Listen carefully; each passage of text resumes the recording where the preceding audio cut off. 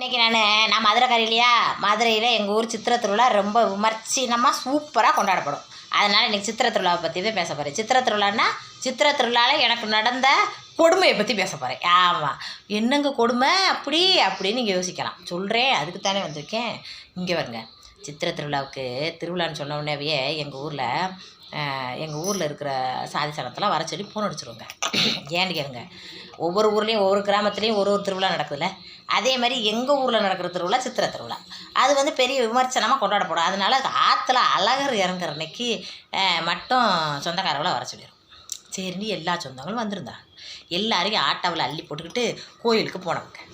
ஆட்டை எல்லாம் ஃபுல்லாக உள்ளே போக முடியாது பார்த்துங்க. ஏன்டா சனமான சங்காதி சங்கம் போயில் ஆட்டை உள்ளே போக முடியாது, பைக்கே போக முடியாது, நடந்து தான் போகணும் பார்த்துங்க. பாதியில் இறங்கி எல்லோரும் நடந்தாங்க. எங்கள் வீட்டுக்கார்ட்ட ஒரு பழக்கம் இருக்குது. போகையில், அதாவது திருவிழாவுக்கு போகையில் ரோடு பூரா அன்னதானம் கொடுப்பாக பார்த்துக்குங்க. எனக்கு அன்னதானம் வாங்குறதுனா ரொம்ப பிடிக்குங்க. அது எப்படின்னு தெரில, எதனால அந்த குணம் எனக்கு இருக்குது. ஒருவேளை சின்ன வயசுலேருந்தே அநாத ஆசிரமத்தில் இருந்ததுனால அந்த இரவல்களை வாங்கி பழக்கமாயிட்டதுனால இப்போவும் எனக்கு அந்த குணம் போகலையோ என்னமோ. இந்த மாதிரி அன்னதானம் கொடுக்குறத வாங்குறது ரொம்ப மும்முறை வைப்பேன். ஆனால் எங்கள் வீட்டுக்காரு அன்னதானம் வாங்குறதே பெரிய இதுன்னு நினைப்பார். ஏன்னு கேளுங்களேன், அன்னதானம் போடுறது வெளியூர்லேருந்து வர்றவங்களுக்காக போடுற அன்னதானமா, உள்ளூர்காரவங்க நம்ம கறி எடுத்து இட்லியை வச்சு சோறாக்கி சொந்த பந்தவங்களுக்கு போட்டு நம்ம சாப்பிட்டுக்கிறணுமா, இதை நம்ம வாங்கக்கூடாது அப்படின்ற மாதிரி இவர் சொல்லிக்கிட்டு கிடப்பார். இவருக்கு ஒரு வேலை இல்லை, காலங்கத்திலே நம்மளை பற்றி கொண்டு வராரு. அப்புறம் பசிச்சிடாதா, பசிக்கிறப்ப முடுக்கணும் வாங்கி வாயில் விட்டு வரக்கூடாதா, அது அசூலுக்காக தான் வாங்கணுமாக்க அப்படின்னு நான் யோசனை பண்ணிக்கிட்டு நான் போய்கிட்டு இருக்கையிலே நல்ல எல்லா பக்கமும் கொடுக்குறாங்க. எங்கள் வீட்டுக்காரர் போகையிலே வாங்க விட மாட்டார் பார்த்துங்க. சாமியை போய் பார்த்துட்டு ரிட்டன் வரையில தான் வாங்க விடாரு. சாமியை போய் பார்த்துட்டு ரிட்டன் 12 மணி 1 மணி ஆயிரமா வேகாத வெயிலாருக்கு ஒரு ஆட்டோ ஏறி ஏறுன்னு பற்றி கொண்டு வந்து வீட்டில் இறக்கிடுவார். மனசு ரொம்ப வருத்தப்படும். ஏன்டா அங்கே இருக்கிற இதை பூரா வாங்க முடியலையேன்னு.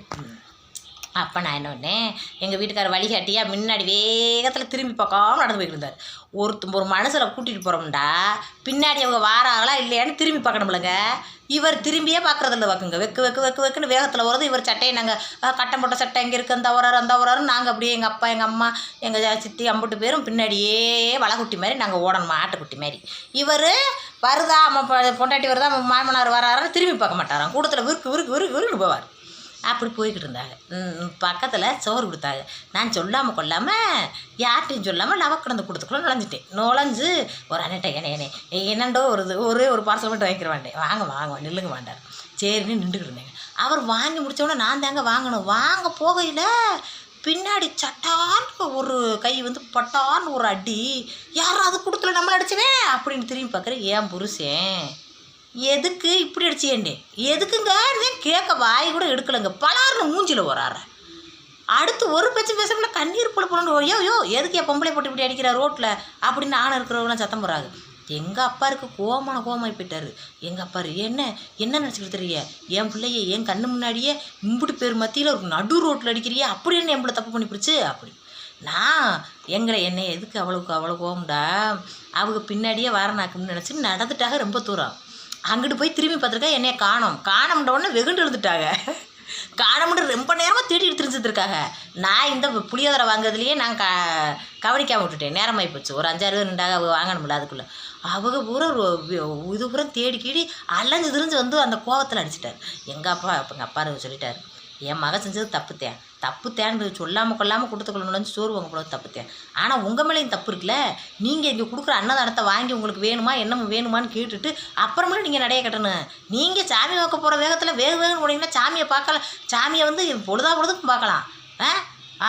இந்த கொடுக்குற அன்னதானத்தை வாங்கி என் பிள்ளைக்கு கொடுத்தானே, அதுக்கு புளியோதண்டா ரொம்ப பிடிக்கும், அன்னதானம் பிடிக்கும்னா அதை வாங்கி கொடுத்தானே எங்கள் அப்பா சண்டை போட்டார். அப்படியே ஒரே கலவரமாயிடுச்சு. கலவரமான நாங்கள் ஆட்டோவில் ஏறி ஒடியே அழுதுகிட்டு என்னை அடிச்சு போட்டாரேன்ட்டு. அப்புறம் எங்கள் அம்மா அங்கே இருக்கிற புளியோதரையை பூரா கட்டைப்பை நிறைய வாங்கிட்டு ஜூஸு கீஸுலாம் வாங்கிட்டு ஏற்றி குடிச்சேன்னு கெஞ்சிட்டு கிடந்துச்சு. பேங்க வாங்கிட்டு என்னை அடிச்சு போட்டாருன்னு அழுதுட்டு கிடந்தேன். அப்புறம் என்ன, மறு வருஷம் திருவிழாவுக்குள்ளே இப்போ என்ன தெரியுமா செய்வார், கட்டைப்பை எடுத்து பைக்கில் சுருட்டி வச்சிருவார். ஏன்னு கேளுங்க, கட்டைப்பை தூக்குவாளி எல்லாத்தையும் உனக்கு என்னென்ன வேணுமோ வாங்கி தொலை, அதுக்கப்புறம் உடைய சாமி வாக்க கூட்டி போகிறேன். சாமியே பார்க்க முடியாட்டாலும் பரவாயில்ல, வண்டியூர் கூட்டிகிட்டு போயாவது உன்னைய சாமியை பார்க்க வச்சுக்கிறேன். இப்போதைக்கு உனக்கு என்ன அங்கே கொடுக்குற அன்னதானத்தை வாங்கணும், அவ்வளோதானே, அதை வாங்கி தொலை, இனிமேல் நான் சொல்லவே மாட்டேன்னு அந்த ஒரு வருஷம் என்னை அடித்ததோட இப்போ வருஷம் பூரா மனுஷன் வரிசையில் நின்று எனக்கு வாங்கி கொடுத்துட்டு வர்றாரு. இதை ஏன் சொல்கிறேன்னு கேளுங்க, அன்னதானம் அன்னதானம் வாங்குறது இது இடையில அடிச்சிட்டாரு போட இருங்க சொல்லுங்க.